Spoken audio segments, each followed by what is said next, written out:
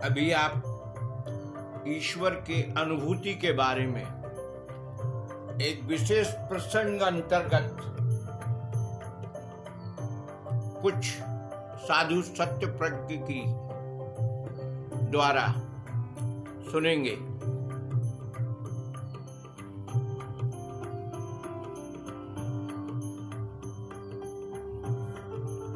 सारे जहां में एक ही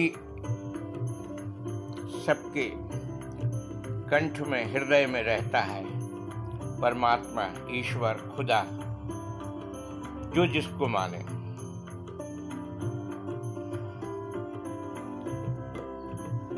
परम सत्य की अनुभूति अपने उत्तम तरीके से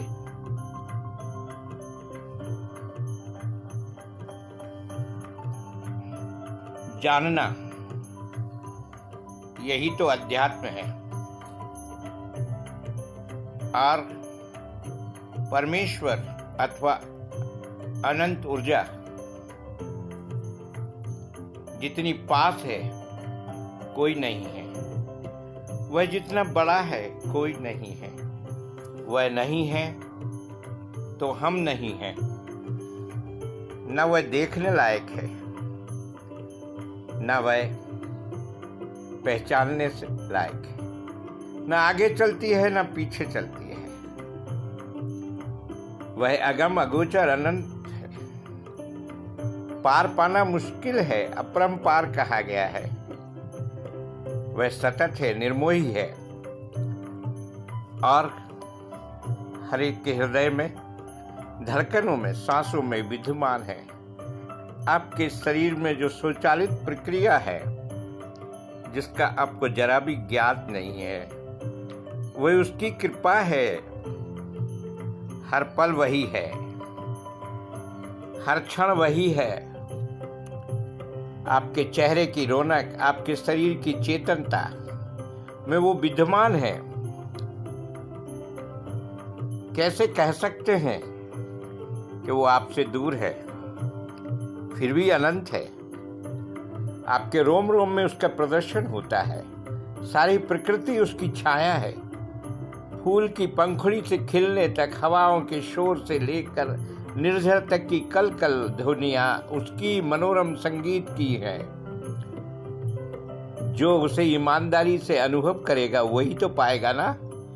जिसके अंदर कहीं भी अहंकार की गादी होगी, वो अपनी मैं को हटाएगा नहीं तो परमात्मा को कैसे बिठाएगा।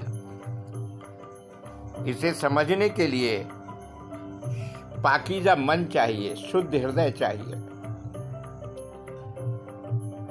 आप प्रकृति के प्रति वफादार बने रहें, उसमें आप भी आते हैं। और यह आपका आना ही ये बताता है कि आप उससे जुड़े हुए हैं। आप संन्यास के नाम पर संन्यास दुनिया से भागना चाहते हैं, किस झूठे मोक्ष को, कल्पित मोक्ष को पाना चाहते हैं।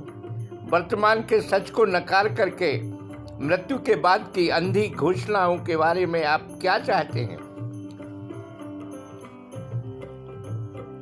आप जीवन में पुरुषार्थ करिए, अर्थ, काम, धर्म, मोक्ष की साधना करिए, संतोष, आनंद को प्राप्त कर सकेंगे। संन्यास के नाम पे घर छोड़कर भाग जाते हैं तो आप पेट को कहां रख कर जाएंगे। श्रम करना सीखिए, सार्थक श्रम करना सीखिए। प्रतिष्ठित श्रम की परवाह करते हैं आप। जिस श्रम से समाज का भला होता हो वही श्रम अनुकूल है। जीवन में भ्रमों से मुक्ति पाएं आप और समाज में प्रसन्नता बांटें। आपको यही आवश्यक है, आपके यही दायित्व है। जीवन को महका करके समाज की खुशी के लिए काम करना है।